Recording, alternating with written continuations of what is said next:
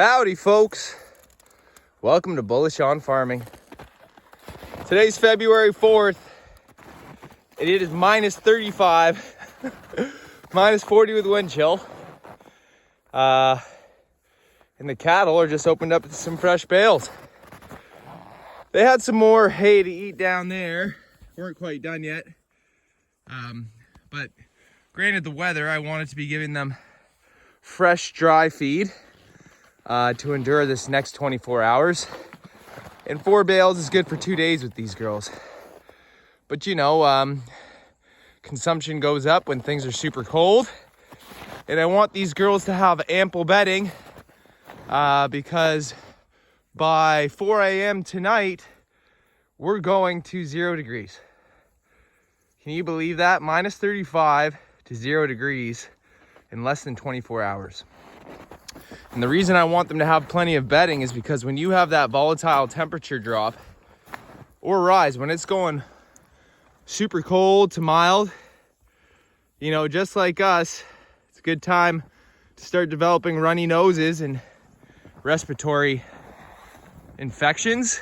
And well, as you can see, they have all their bedding pats here, more than enough for the cattle. Some recently worked on ones over there where we got the speckled, working with that cow over there. And you know, they even use the side of these hay bales for windbreak and bedding as well. And you know, if it wasn't so cold and going up so mild, I would have let them just polish off the hay over there. But today's Saturday and I'm not coming back in this afternoon. The bale grazing program's been going perfect. This is what it's made for. But I'll tell you, I don't think I've ever seen in my life going from minus 35 to 0 degrees. It's actually going above that to 1 or 2 in 24 hours. Less than.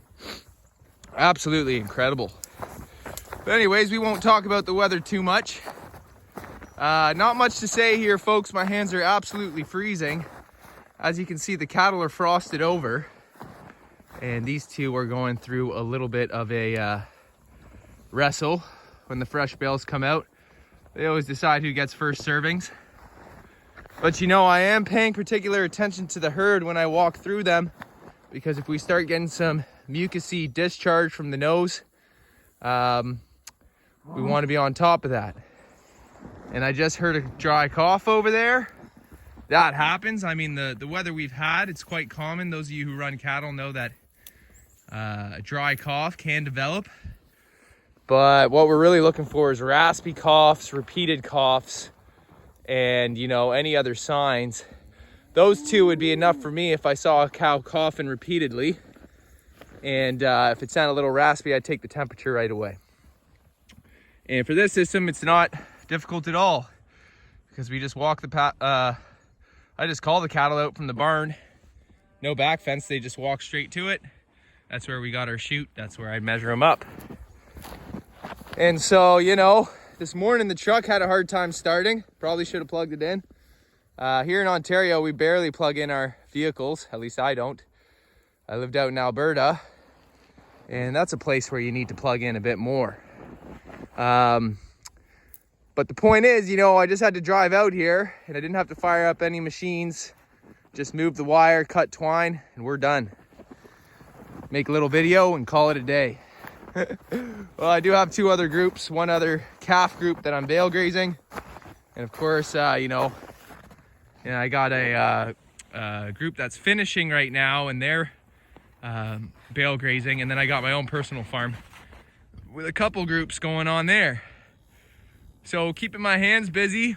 Winter is a slow time, but it's a great time to be utilized when the ground's frozen and you got tons of snow. And it's just tons of fun being out here bale grazing with the cattle. Having them all around the bales is an easy way to check out the herd. Inspect all of them. And I just want to mention, with that really mild temperature coming through, getting down to 0 tonight, I'm not too worried coming in tomorrow morning. We got 3 feet of snow, maybe 2.5. And with it being this cold, probably only got about 1 foot of powder on top, and the other 1.5 to 2 feet below the cattle's hooves. are all compact and firmed up from the frozen ground. Or sorry, from the frozen temperatures, and underneath that is frozen ground. So we'd need a few days of milder temperatures yet to start worrying about, you know, the cattle punching up the ground. So we're happy because we got more bales to consume out in the field. That field over there, we got more. So bring it on, baby. We're Canadian out here. We learn to thrive in the cold. And you know, it's always funny when I hear someone say, I'm coming outside and my nostrils are freezing. I mean, that's pretty standard. I'd say that's probably the bare minimum. You know, it's been a mild winter for us here, no doubt. I've said the first half of January, very mild. But it ain't winter if you're not walking outside and getting a frozen mustache, frozen eyelashes, frozen nostrils. And that's no reason to really stay home. Sure, go inside, warm your hands, make a hot cup of coffee, but ain't no reason to not be farming or making things work. So yeah, folks, I'm just gonna make this a quick one. My right hand's about to fall off. Thanks for stopping by. God bless you all. See you on the next one.